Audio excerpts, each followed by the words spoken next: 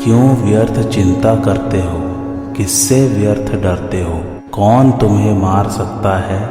आत्मा न पैदा होती है न मरती है। जो हुआ वह अच्छा ही हुआ, जो हो रहा है वह अच्छा ही हो रहा है, जो होगा वह भी अच्छा ही होगा। तुम भूत का पश्चाताप न करो, भविष्य की चिंता न करो। वर्तमान चल रहा है, वर्तमान में रहकर जीवन जीना ही सार्थक है।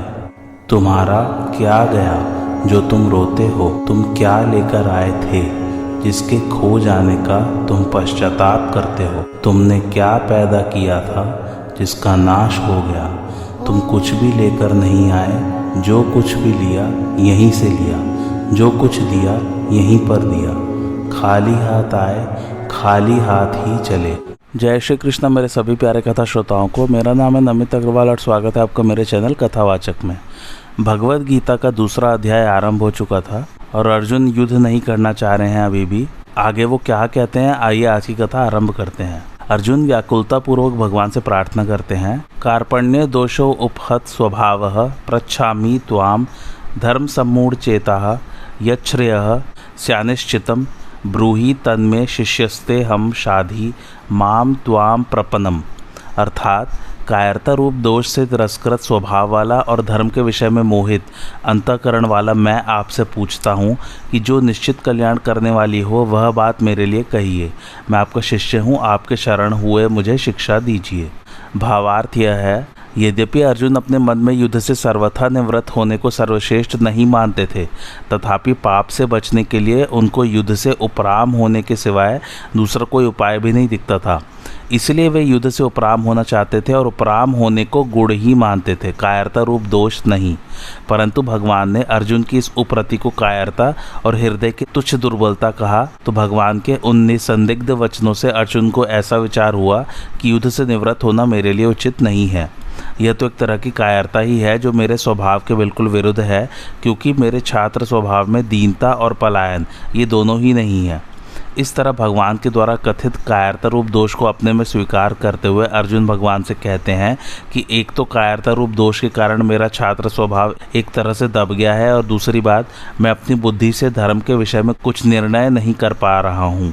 मेरी बुद्धि में ऐसी मूढ़ता छा गई है कि धर्म के विषय में मेरी बुद्धि कुछ भी काम नहीं कर रही है। भगवान ने अर्जुन को स्पष्ट रूप से आज्ञा दे दी थी कि हृदय की तुच्छ दुर्बलता को, कायरता को छोड़कर युद्ध के लिए खड़े हो जाओ। इससे अर्जुन को धर्म कर्तव्य के विषय में कोई संदेह नहीं रहना चाहिए था।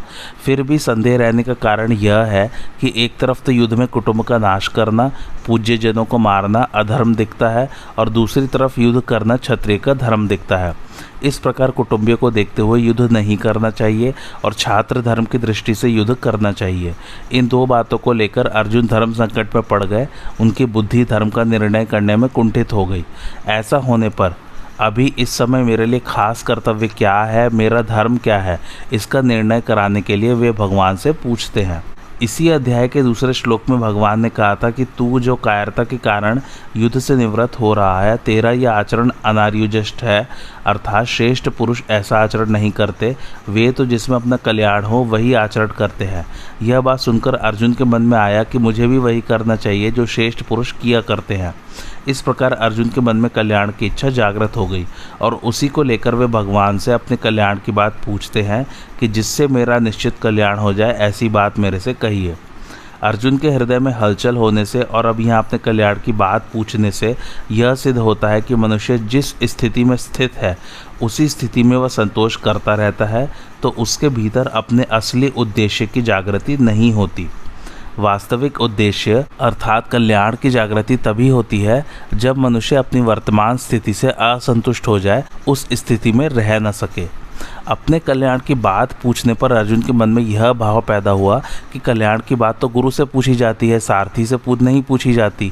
इस बात को लेकर अर्जुन के मन में जो रथीपन का भाव था, जिसके कारण वे भगवान को यह आज्ञा दे रहे थे कि हे अच्युत, मेरे रथ को दोनों सेनाओं के बीच में खड़ा कीजिए, वह भाव मिट जाता है और अपने कल्याण की बात पूछने के लिए अर्जुन भगवान के शिष्य हो जाते हैं और कहते हैं कि महाराज, मैं आपका शिष्य हूँ, शिक्षा लेने का पात्र हूँ, आप मेरे कल्याण की बात कहिए। गुरु तो उपदेश दे देंगे, जिस मार्ग का ज्ञान नहीं है उसका ज्ञान करा देंगे, पूरा प्रकाश दे देंगे, पूरी बात बता देंगे, पर मार्ग पर तो स्वयं शिष्य को ही चलना पड़ेगा। अपना कल्याण तो शिष्य को ही करना पड़ेगा।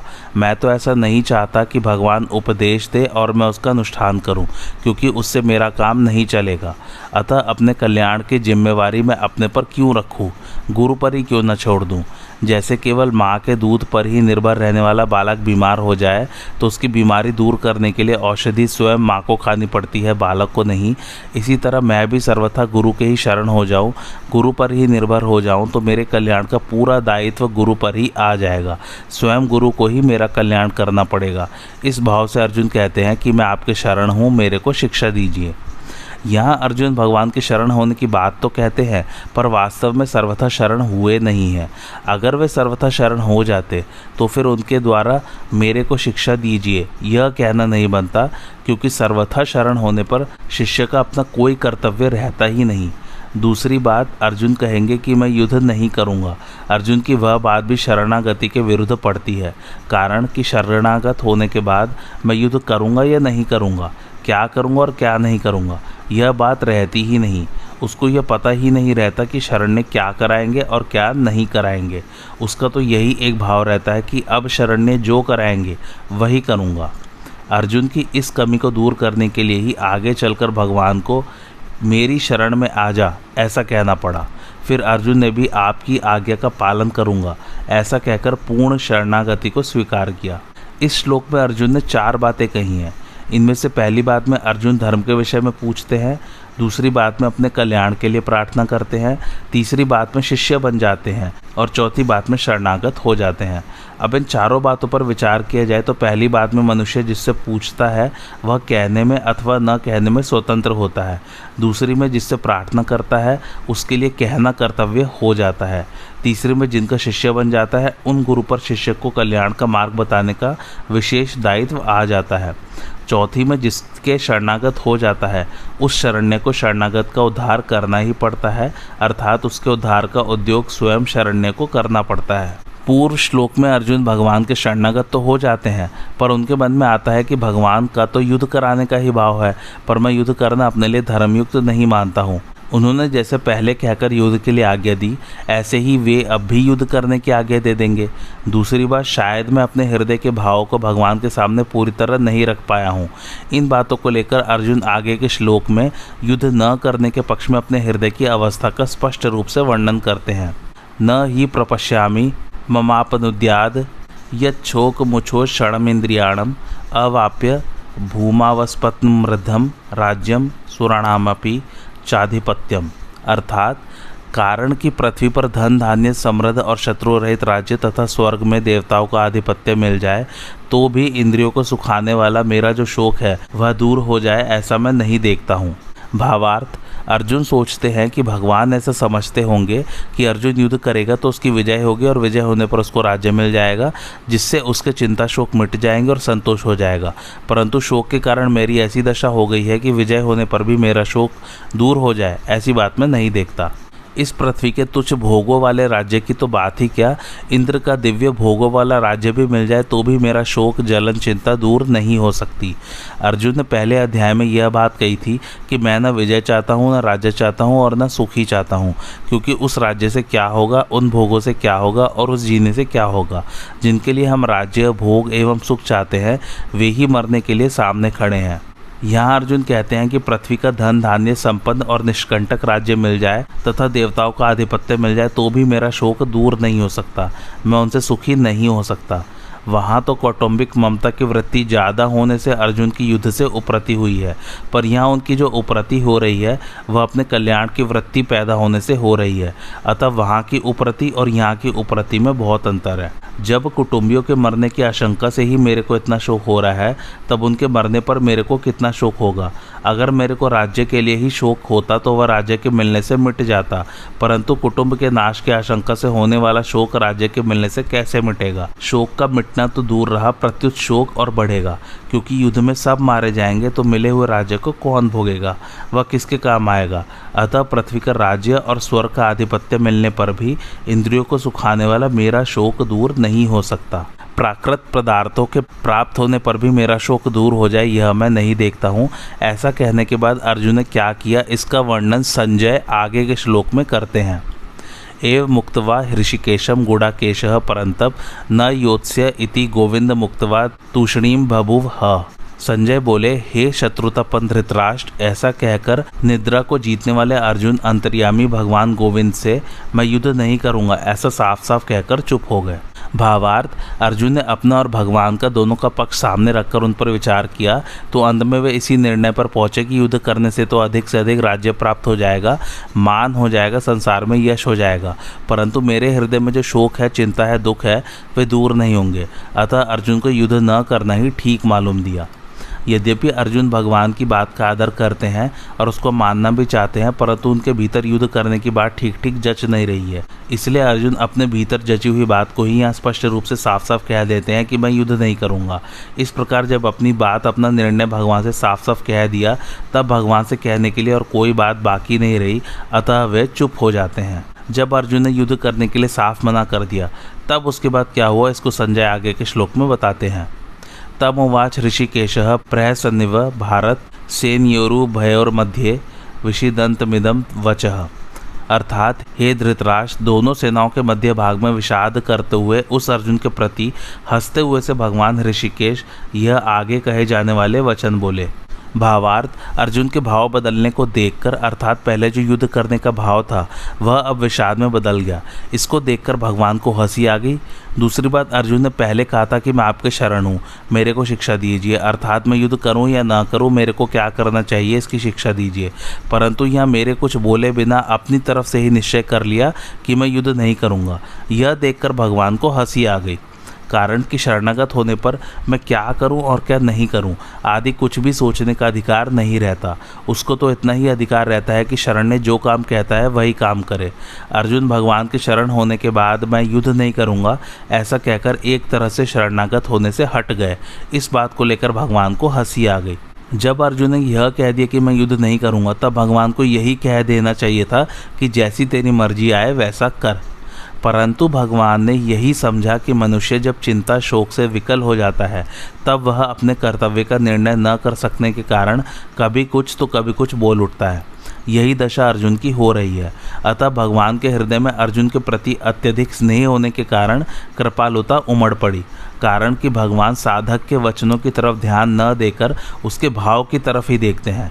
इसलिए भगवान अर्जुन के मैं युद्ध नहीं करूँगा इस वचन की तरफ ध्यान न देकर उपदेश आरंभ कर देते हैं। जो वचन मात्र से भी भगवान के शरण हो जाता है, भगवान उसको स्वीकार कर लेते हैं। भगवान के हृदय में प्राणियों के प्रति कितनी दयालुता है। भगवान अंतर्यामी है, अर्थात प्राणियों के भीतरी भाव को जानने वाले हैं। भगवान अर्जुन के भीतरी भाव को जानते हैं कि अभी तो कौटुंबिक मोह के वेग के कारण और राज्य मिलने से अपना शोक मिटता न दिखने के कारण यह कह रहा है कि मैं युद्ध नहीं करूँगा, परंतु जब इसको स्वयं चेत होगा तब यह बात ठहरेगी नहीं और मैं जैसा कहूँगा वैसा ही यह करेगा। शोकविष्ट अर्जुन को शोक निवृत्ति का उपदेश देने के लिए भगवान आगे का प्रकरण कहते हैं। अशोच्यानन्व शोचस्त्वम प्रज्ञावादांश्च भाष्ये गतासून गतासुश्चम नानुशोचंती पंडिताः। श्री भगवान बोले, तुमने शोक न करने योग्य का शोक किया है और पंडिताई की बातें कह रहे हो, परंतु जिनके प्राण चले गए हैं उनके लिए और जिनके प्राण नहीं गए हैं उनके लिए पंडित लोग शोक नहीं करते। भावार्थ, मनुष्य को शोक तब होता है जब वह संसार के प्राणी पदार्थों में दो विभाग कर लेता है कि ये मेरे हैं और ये मेरे नहीं हैं, ये मेरे निजी कुटुंबी है और ये मेरे निजी कुटुंबी नहीं है, ये हमारे वर्ण के हैं और ये हमारे वर्ण के नहीं हैं, ये हमारे आश्रम के हैं और ये हमारे आश्रम के नहीं हैं, ये हमारे पक्ष के हैं और ये हमारे पक्ष के नहीं हैं। जो हमारे होते हैं उनमें ममता, कामना, प्रियता, आसक्ति हो जाती है।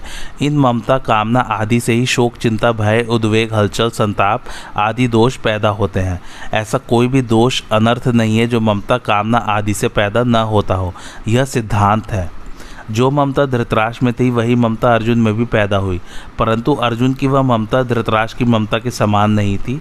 अर्जुन में धृतराष्ट्र की तरह पक्षपात नहीं था, अतः वे सभी को स्वजन कहते हैं और दुर्योधन आदि को भी स्वजन कहते हैं। तात्पर्य है कि अर्जुन की संपूर्ण कुरुवंशियों में ममता थी और उस ममता के कारण ही उनके मरने की आशंका से अर्जुन को शोक हो रहा था। इस शोक को मिटाने के लिए भगवान ने अर्जुन को गीता का उपदेश दिया है। इसके अंत में भगवान इसी शोक को अनुचित बताते हुए कहेंगे कि तू केवल मेरा ही आश्रय ले और शोक मत कर, कारण कि संसार का आश्रय लेने से ही शोक होता है और अनन्य भाव से मेरा आश्रय लेने से तेरे शोक चिंता आदि सब मिट जाएंगे। संसार मात्र में दो चीज़ें हैं, सत और असत, आत्मा और शरीर।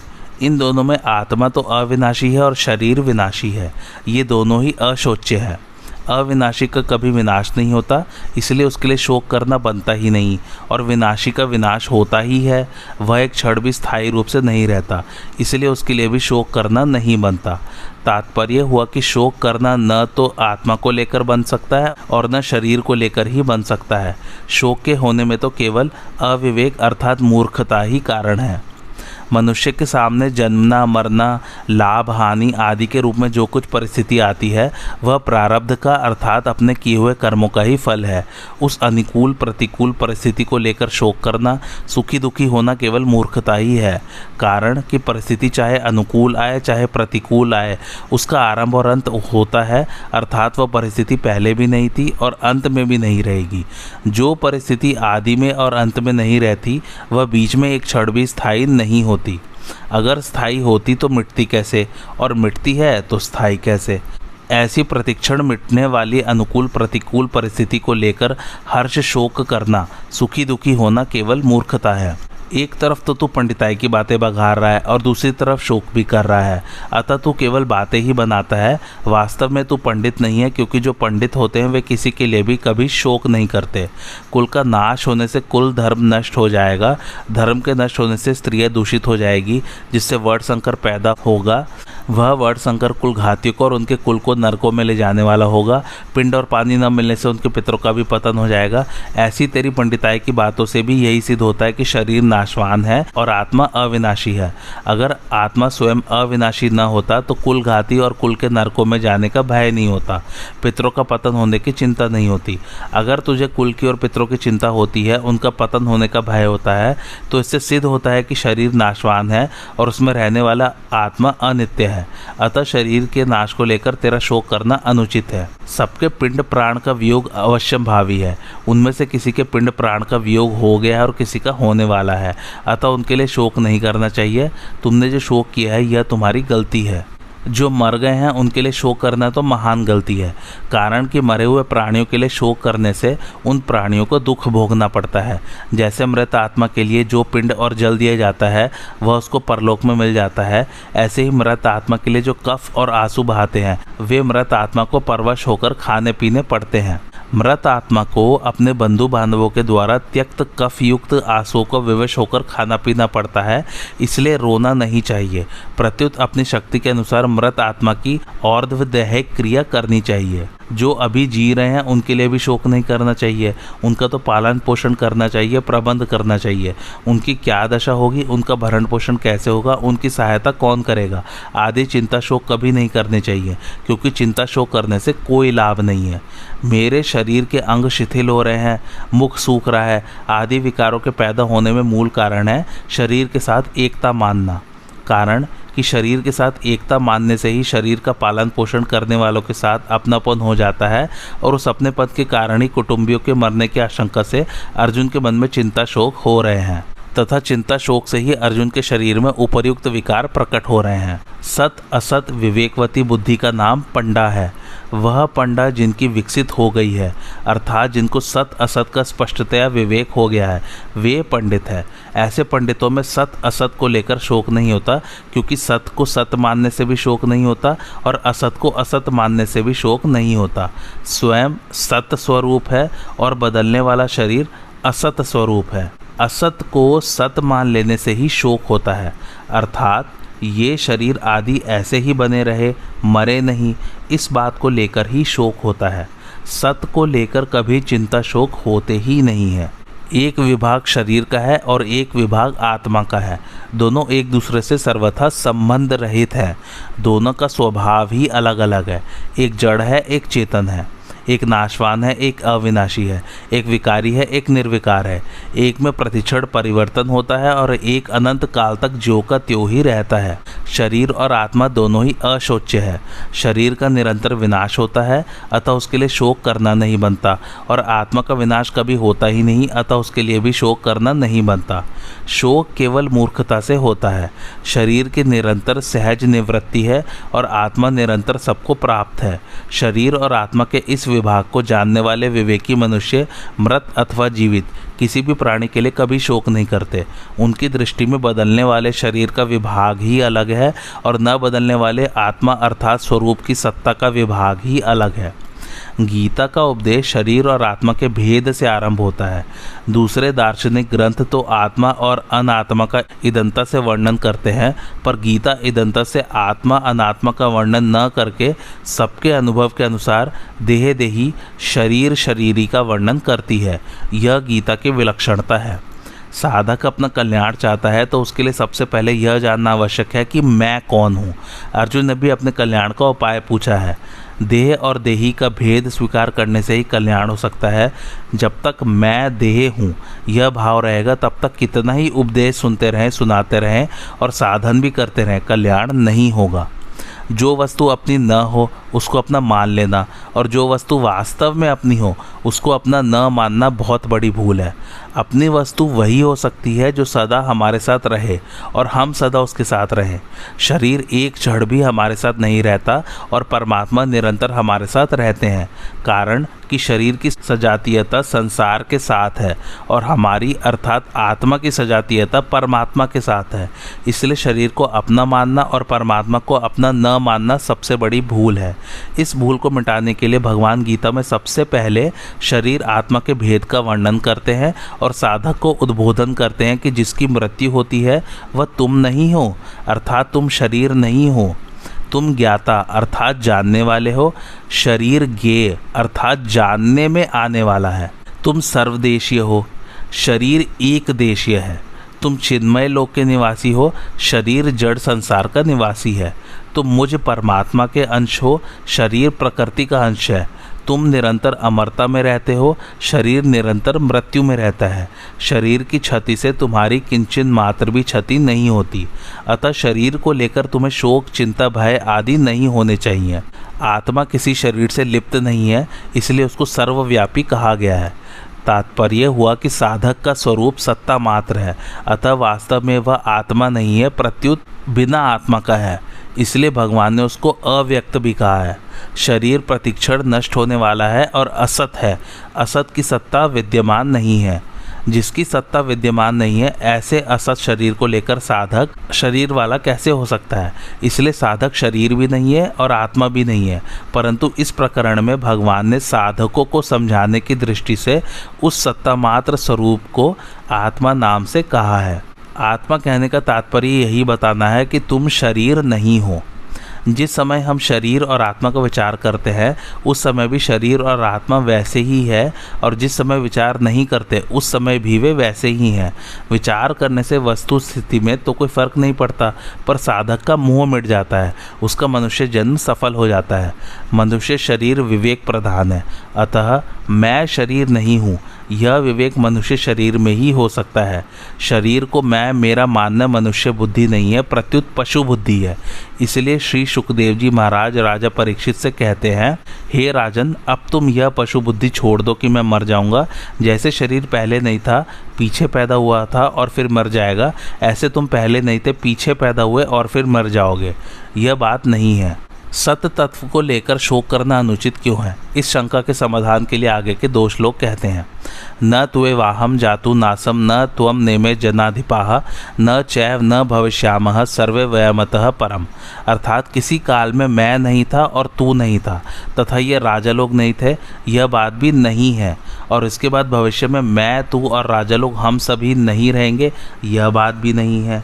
भावार्थ, लोगों की दृष्टि से मैंने जब तक अवतार नहीं लिया था तब तक मैं इस रूप से अर्थात कृष्ण रूप से सबके सामने प्रकट नहीं था, और तेरा जब तक जन्म नहीं हुआ था तब तक तू भी इस रूप से अर्थात अर्जुन रूप से सबके सामने प्रकट नहीं था, तथा इन राजाओं का भी जब तक जन्म नहीं हुआ था तब तक ये भी इस रूप से अर्थात राजा रूप से सबके सामने प्रकट नहीं थे। परंतु मैं, तू और ये राजा लोग इस रूप से प्रकट न होने पर भी पहले नहीं थे, ऐसी बात नहीं है। इस बात को ज़रा और अच्छे से समझते हैं हम लोग। यहाँ मैं, तू और ये राजा लोग पहले थे, ऐसा कहने से ही काम चल सकता था, पर ऐसा न कहकर मैं, तू और ये राजा लोग पहले नहीं थे, ऐसी बात नहीं है, ऐसा कहा गया है। इसका कारण यह है कि पहले नहीं थे, ऐसी बात नहीं, ऐसा कहने से पहले हम सब जरूर थे, यह बात दृढ़ हो जाती है। तात्पर्य यह हुआ कि नित्य तत्व सदा ही नित्य है, इसका कभी अभाव था ही नहीं। कहने का तात्पर्य है कि भूत, भविष्य और वर्तमान काल में तथा किसी भी देश, परिस्थिति, अवस्था, घटना, वस्तु आदि में नित्य तत्व का किंचित मात्र भी अभाव नहीं हो सकता। भगवान ने एक विलक्षण बात कही है। भगवान ने अर्जुन से कहा कि मेरे और तेरे बहुत से जन्म हुए हैं, पर उनको मैं जानता हूँ, तू नहीं जानता। इस प्रकार भगवान ने अपना ईश्वरपना प्रकट करके जीवों से अपने को अलग बताया है, परंतु यहाँ भगवान जीवों के साथ अपनी एकता बता रहे हैं। इसका तात्पर्य है कि वहाँ भगवान का आशय अपनी महत्ता, विशेषता प्रकट करने में है, और यहाँ भगवान का आशय तात्विक दृष्टि से नित्य तत्व को जनाने में है। भविष्य में शरीरों की ये अवस्थाएं नहीं रहेंगी और एक दिन ये शरीर भी नहीं रहेंगे, परंतु ऐसी अवस्था में भी हम सब नहीं रहेंगे, यह बात नहीं है। अर्थात हम सब जरूर रहेंगे, कारण कि नित्य तत्व का कभी अभाव था नहीं और होगा भी नहीं। मैं, तू और राजा लोग हम सब ही पहले नहीं थे, यह बात भी नहीं है, और आगे नहीं रहेंगे, यह बात भी नहीं है। इस प्रकार भूत और भविष्य की बात तो भगवान ने कह दी, पर वर्तमान की बात भगवान ने नहीं कही।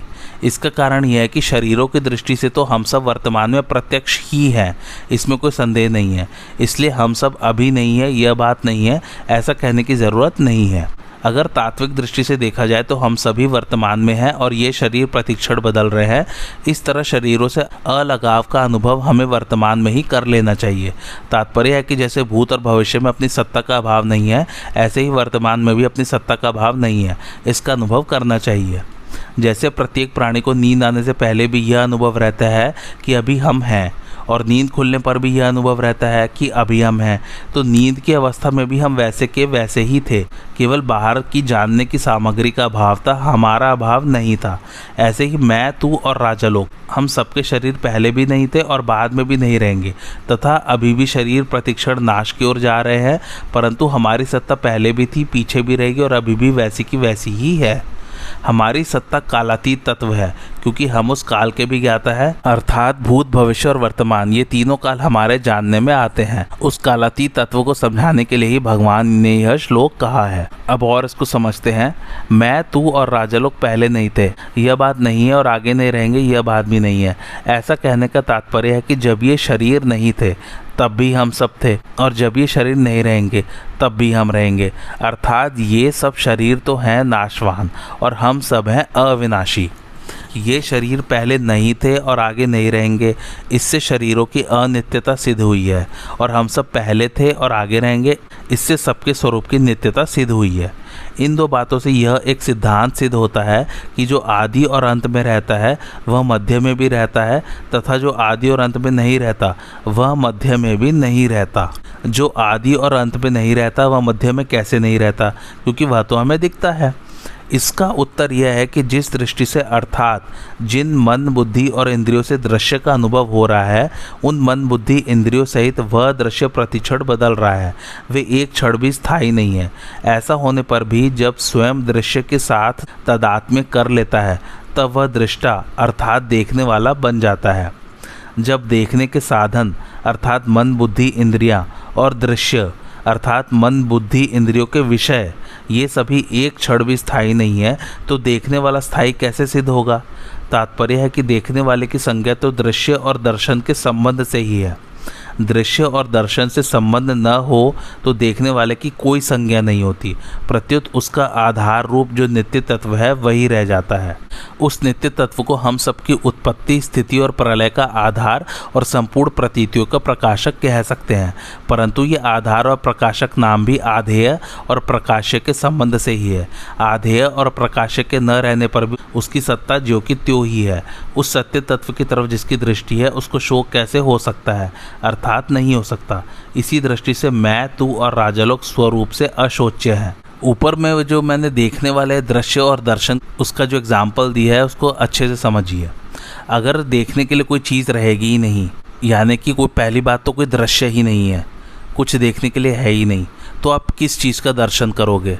अगर दोनों ही नहीं है तो आप तो हो ही नहीं। फिर दृश्य के लिए पहली बात तो कोई चीज़ होनी चाहिए देखने के लिए, उसके बाद जब आप दर्शन करोगे तब आपकी संज्ञा बनती है। तो अगर दृश्य और दर्शन नहीं है तो देखने वाला भी एग्जिस्ट नहीं करता है, सिर्फ उसकी आत्मा एग्जिस्ट करती है। आगे बढ़ते हैं। इस श्लोक में परमात्मा और जीवात्मा के साधर्म्य का वर्णन है। भगवान कहते हैं कि मैं कृष्ण रूप से, तू अर्जुन रूप से तथा सब लोग राजा रूप से पहले भी नहीं थे और आगे भी नहीं रहेंगे, पर सत्ता रूप से हम सब पहले भी थे और आगे भी रहेंगे। तात्पर्य है कि मैं, तू तथा राजा लोग ये तीनों शरीर को लेकर तो अलग अलग है, पर सत्ता को लेकर एक ही है। शरीर तो पहले भी नहीं थे और बाद में भी नहीं रहेंगे, पर स्वरूप अर्थात स्वयं की सत्ता पहले भी थी, बाद में भी रहेगी और वर्तमान में भी है। जब ये शरीर नहीं थे तब भी सत्ता थी और जब ये शरीर नहीं रहेंगे तब भी सत्ता रहेगी। एक सत्ता के सिवाय कुछ नहीं है। भूतकाल और भविष्य काल की घटना जितनी दूर दिखती है उतनी ही दूर वर्तमान भी है। जैसे भूत और भविष्य से हमारा संबंध नहीं है, ऐसे ही वर्तमान से भी हमारा संबंध नहीं है। जब संबंध ही नहीं है तो फिर भूत, भविष्य और वर्तमान में क्या फ़र्क हुआ? ये तीनों काल के अंतर्गत हैं, जबकि हमारा स्वरूप काल से अतीत है। काल का तो खंड होता है पर स्वरूप सत्ता अखंड है। शरीर को अपना स्वरूप मानने से ही भूत, भविष्य और वर्तमान में फर्क दिखता है। वास्तव में भूत, भविष्य और वर्तमान विद्यमान है ही नहीं। अनेक युग बदल जाए तो भी आत्मा बदलती नहीं, वह का वह ही रहता है, क्योंकि वह परमात्मा का अंश है। परंतु शरीर बदलता ही रहता है, क्षण मात्र भी वह नहीं रहता। देहिनोऽस्मिन्यथा देहे कौमारम यौवनम जरा तथा देहांतर प्राप्तिर्धीरस्तत्र न मुहानति। अर्थात देहधारी के इस मनुष्य शरीर में जैसे बालकपन, जवानी और वृद्धावस्था होती है, ऐसे ही दूसरे शरीर की प्राप्ति होती है। उस विषय में धीर मनुष्य मोहित नहीं होता। भावार्थ, शरीरधारी के शरीर में पहले बाल्यावस्था आती है, फिर युवावस्था आती है और फिर वृद्धावस्था आती है। तात्पर्य है कि शरीर में कभी एक अवस्था नहीं रहती, उसमें निरंतर परिवर्तन होता रहता है। यहाँ शरीरधारी के इस शरीर में ऐसा कहने से सिद्ध होता है कि आत्मा अलग है और शरीर अलग है। आत्मा दृष्टा है और शरीर दृश्य है। अतः शरीर में बालकपन आदि अवस्थाओं का जो परिवर्तन है वह परिवर्तन आत्मा में नहीं है। जैसे शरीर की कुमार, युवा आदि अवस्थाएं होती हैं, ऐसे ही देहांतर की अर्थात दूसरे शरीर की प्राप्ति होती है। जैसे स्थूल शरीर बालक से जवान एवं जवान से बूढ़ा हो जाता है, तो इन अवस्थाओं के परिवर्तन को लेकर कोई शोक नहीं होता। ऐसे ही आत्मा एक शरीर से दूसरे शरीर में जाता है, तो इस विषय में भी शोक नहीं होना चाहिए। जैसे स्थूल शरीर के रहते रहते कुमार, युवा आदि अवस्थाएं होती हैं, ऐसे ही सूक्ष्म और कारण शरीर के रहते रहते देहांतर की प्राप्ति होती है। अर्थात जैसे बालकपन, जवानी आदि स्थूल शरीर की अवस्थाएं हैं, ऐसे देहांतर की प्राप्ति अर्थात मृत्यु के बाद दूसरा शरीर धारण करना सूक्ष्म और कारण शरीर की अवस्था है। स्थूल शरीर के रहते रहते कुमार आदि अवस्थाओं का परिवर्तन होता है, यह तो स्थूल दृष्टि है। सूक्ष्म दृष्टि से देखा जाए तो अवस्थाओं की तरह स्थूल शरीर में भी परिवर्तन होता रहता है। बाल्यावस्था में जो शरीर था वह युवावस्था में नहीं है। वास्तव में ऐसा कोई भी क्षण नहीं है जिस क्षण में स्थूल शरीर का परिवर्तन न होता हो। ऐसे ही सूक्ष्म और कारण शरीर में भी प्रतिक्षण परिवर्तन होता रहता है, जो देहांतर रूप से स्पष्ट देखने में आता है। देहांतर की प्राप्ति होने पर स्थूल शरीर तो छूट जाता है, पर मुक्ति से पहले सूक्ष्म और कारण शरीर नहीं छूटते। जब तक मुक्ति न हो तब तक सूक्ष्म और कारण शरीर के साथ संबंध बना रहता है। अब विचार यह करना है कि स्थूल शरीर का तो हमें ज्ञान होता है, पर सूक्ष्म और कारण शरीर का हमें ज्ञान नहीं होता। अतः जब सूक्ष्म और कारण शरीर का ज्ञान भी नहीं होता तो उनके परिवर्तन का ज्ञान हमें कैसे हो सकता है? इसका उत्तर है कि जैसे स्थूल शरीर का ज्ञान उसकी अवस्थाओं को लेकर होता है, ऐसे ही सूक्ष्म और कारण शरीर का ज्ञान भी उसकी अवस्थाओं को लेकर होता है। स्थूल शरीर की जागृत, सूक्ष्म शरीर की स्वप्न और कारण शरीर की सुषुप्ति अवस्था मानी जाती है। मनुष्य अपनी बाल्यावस्था में अपने को स्वप्न में बालक देखता है, युवावस्था में स्वप्न में युवा देखता है और वृद्धावस्था में स्वप्न में वृद्ध देखता है। इससे सिद्ध हो गया कि स्थूल शरीर के साथ साथ सूक्ष्म शरीर का भी परिवर्तन होता है। ऐसे ही सुषुप्ति अवस्था बाल्यावस्था में ज़्यादा होती है, युवावस्था में कम होती है और वृद्धावस्था में वह बहुत कम हो जाती है। अतः इससे कारण शरीर का परिवर्तन भी सिद्ध हो गया।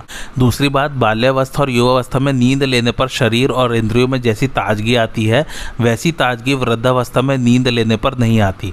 अर्थात वृद्धावस्था में बाल्य और युवावस्था जैसा विश्राम नहीं मिलता। इस रीति से भी कारण शरीर का परिवर्तन सिद्ध होता है। जिसको दूसरा देवता, पशु, पक्षी आदि का शरीर मिलता है, उसको उस शरीर में मैं यही हूँ ऐसा अनुभव होता है, तो यह सूक्ष्म शरीर का परिवर्तन हो गया है। ऐसे ही कारण शरीर में स्वभाव अर्थात प्रकृति रहता है, जिसको स्थूल दृष्टि से आदत कहते हैं। वह आदत देवता की ओर होती है तथा पशु पक्षी आदि की ओर होती है, तो यह कारण शरीर का परिवर्तन हो गया। अगर आत्मा का परिवर्तन होता तो अवस्थाओं के बदलने पर भी मैं वही हूँ ऐसा ज्ञान नहीं होता।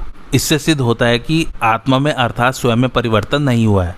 यहाँ एक शंका हो सकती है कि स्थूल शरीर की अवस्थाओं के बदलने पर तो उनका ज्ञान होता है, पर शरीरांतर की प्राप्ति होने पर पहले के शरीर का ज्ञान क्यों नहीं होता? पूर्व शरीर का ज्ञान न होने में कारण यह है कि मृत्यु और जन्म के समय बहुत ज़्यादा कष्ट होता है। उस कष्ट के कारण बुद्धि में पूर्व जन्म की स्मृति नहीं रहती। जैसे लकवा मार जाने पर अधिक वृद्धावस्था होने पर बुद्धि में पहले जैसा ज्ञान नहीं रहता, ऐसे ही मृत्यु काल में तथा जन्म काल में बहुत बड़ा धक्का लगने पर पूर्व जन्म का ज्ञान नहीं रहता।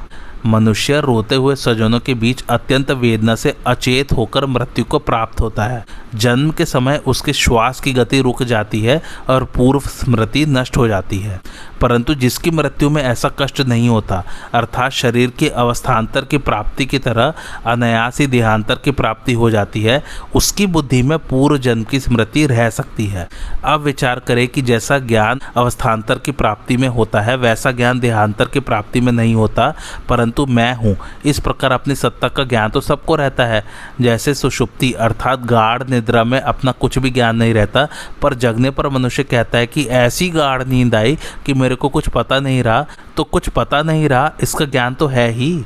सोने से पहले मैं जो था वही मैं जगने के बाद हूँ, तो सुषुप्ति के समय भी मैं वही था। इस प्रकार अपनी सत्ता का ज्ञान अखंड रूप से निरंतर रहता है।